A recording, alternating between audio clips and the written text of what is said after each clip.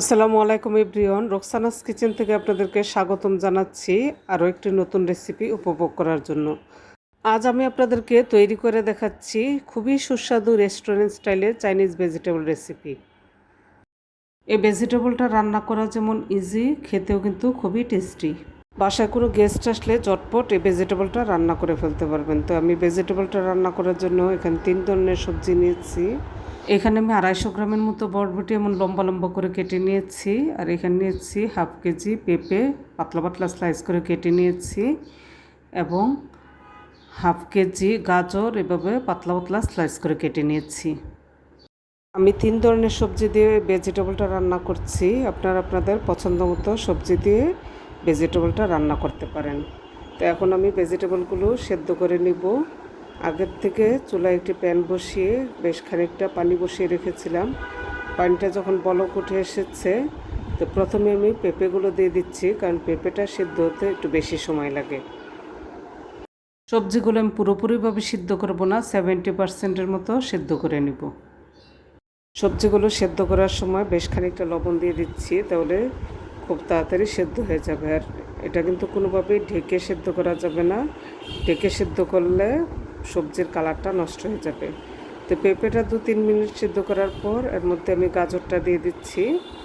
গাজরটা দিয়ে আমি 2-3 মিনিট সেদ্ধ করে নেব। এখন আমি দিয়ে দিচ্ছি বরবটি।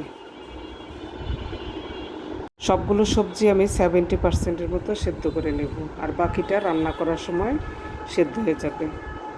এখন কিন্তু আমাদের সবজিগুলো 70%-এর মতো সেদ্ধ হয়ে গিয়েছে। আমি চুলার থেকে তুলে নিচ্ছি।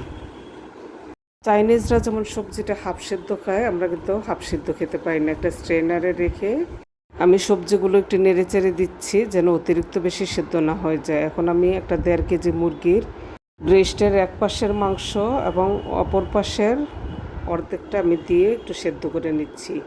3 কাপ পানি দিয়ে আমি সেদ্ধ করে নিচ্ছি।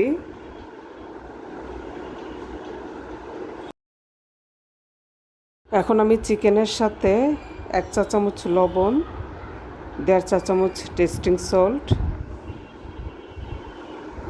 কালো গোলমরিচের গুঁড়া 1.5 চা চামচ দিয়ে আমি সেদ্ধ করে নিচ্ছি।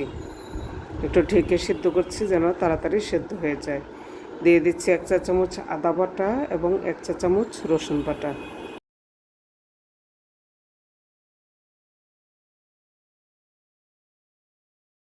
চিকেনটা আমি 10 মিনিটের মতো সেদ্ধ করে নিচ্ছি। আবারও ঢেকে দিচ্ছি সেদ্ধ হওয়ার জন্য। তো ঢাকনাটা খুলে এর মধ্যে কিন্তু আমার চিকেনটা সেদ্ধ হয়ে গিয়েছে। আমি এখন চুলার থেকে চিকেনটা নামিয়ে নিব।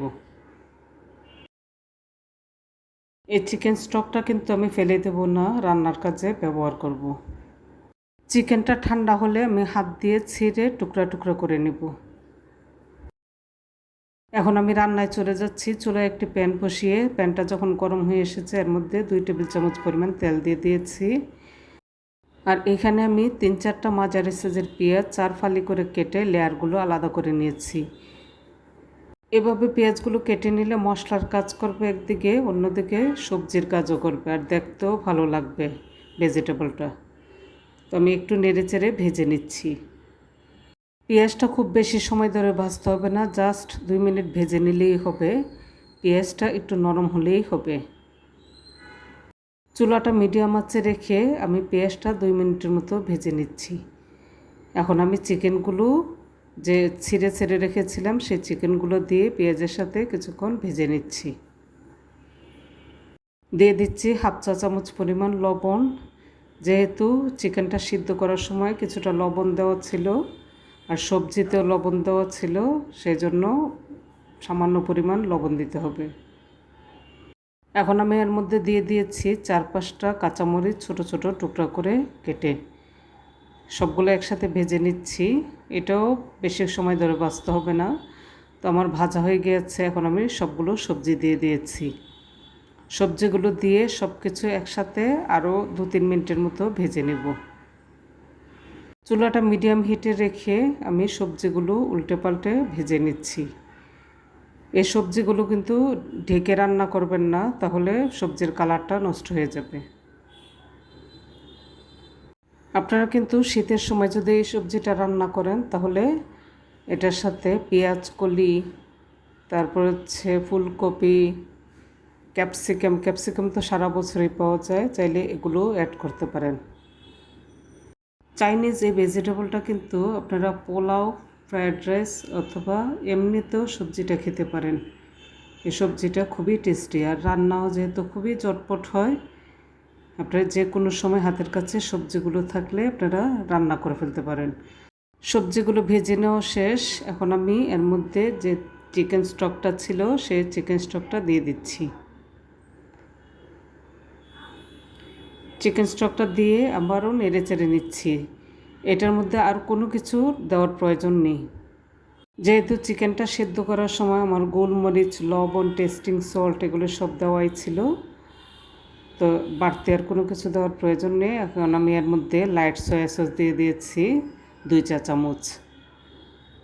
চেষ্টা করবেন লাইট সয়া সসটা দিতে, তাহলে সবজির কালারটা নষ্ট হবে না।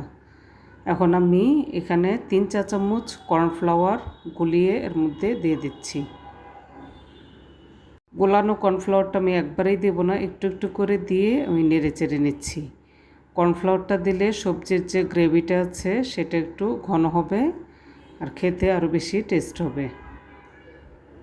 এই চাইনিজ ভেজিটেবলে চেষ্টা করবেন টেস্টিং সল্টটা দিতে, কারণ টেস্টিং সল্টটা না দিলে কিন্তু অথেন্টিক টেস্টটা আসবে না। কর্নফ্লাওয়ারটা দেওয়ার পর নেড়ে চেড়ে আরও কিছুক্ষণ রান্না করে নেব, 2-3টা বলক ওঠা পর্যন্ত অপেক্ষা করব। তারপর নামিয়ে নিব, আর নামানোর আগে অবশ্যই লবণটা চেক করে নেবেন। তো আমার ভেজিটেবলটা রান্না শেষ, এখন আমি আপনাদেরকে সার্ভ করে দেখাচ্ছি। এই চাইনিজ ভেজিটেবলটা খেতে যেমন টেস্টি, রান্না করাও কিন্তু খুবই ইজি আর খুবই স্বাস্থ্যসম্মত। তো ভিউয়ার্স, খুবই অল্প সময়ে রান্না হয়ে গেল আমার চাইনিজ ভেজিটেবল রেসিপি। আপনারা আমার রেসিপিটা অনুসরণ করে বাসায় অন্ততপক্ষে একবার হলেও ট্রাই করে দেখবেন। আপনাদের কাছে কেমন লেগেছে আমার কমেন্ট বক্সে জানাবেন। তো ভিউয়ার্স, এখনও যারা আমার চ্যানেলে সাবস্ক্রাইব করেনি, প্লিজ একটা সাবস্ক্রাইব করে আমার পাশে থাকবেন। তো ভিউয়ার্স, সবাই ভালো থাকুন, সুস্থ থাকুন। সামনে আবারও নতুন নতুন রেসিপি নিয়ে আপনাদের সামনে হাজির হব। তো সে পর্যন্ত ভালো থাকুন। আল্লাহ হাফেজ।